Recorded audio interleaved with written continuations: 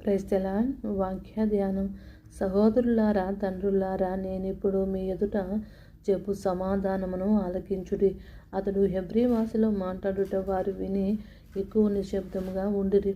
అప్పుడు అతడు ఇలాగూ చెప్పసాగెను, నేను కిలికియాలోని తరస్సులో పుట్టిన యూదుడను. అయితే ఈ పట్టణంలో గమలీయోలు పాదముల యొద్ద పెరిగి మన పితరుల ధర్మశాస్త్రం సంబంధముకు నిష్ఠయందు శిక్షితుడినై, మీరందరూ నేను నేడు ఉన్న ప్రకారము దేవుని గురించి ఆసక్తుడినై ఉండి ఆ మార్గంలో ఉన్న పురుషులను స్త్రీలను బంధించి చెరసాల్లో వేయించుచు మరణము వరకు హింసించి తిని, ఇందును గురించి ప్రధాన యాజకుడు పెద్దలందరూ నాకు సాక్షులై ఉన్నారు.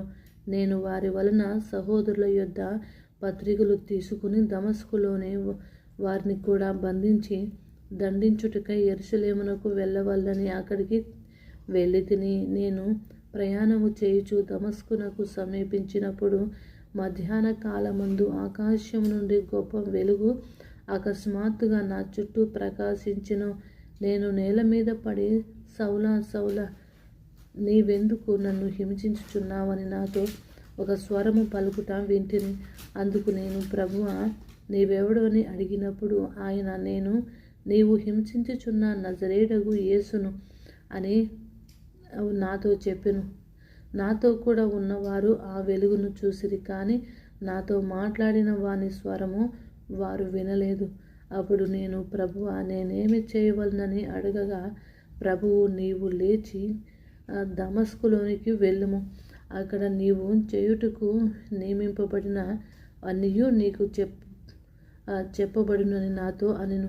ఆ వెలుగు యొక్క ప్రభావము వలన నేను చూడలేకపోయినందున నాతో కూడా ఉన్నవారు నన్ను నడిపింపగా దమస్కులోనికి వచ్చి తిని, అంతటా ధర్మశాస్త్రము చొప్పున భక్తిపరుడును అక్కడ కాపురమున్న యూదులందరి చేత మంచి పేరు పొందినవాడినైన అననీయ అను ఒకడు నా యొద్దకు వచ్చి నిలిచి, సౌలా, సహోదరుడా, దృష్టి పొందమని నాతో చెప్పగా ఆ గడియలో నేను దృష్టి పొంది అతన్ని చూసితిని. అప్పుడతడు, మన పితరులు దేవుడు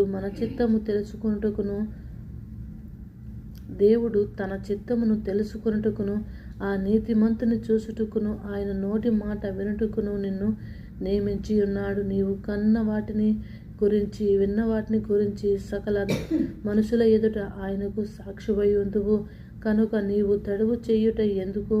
లేచి ఆయన నామమును బట్టి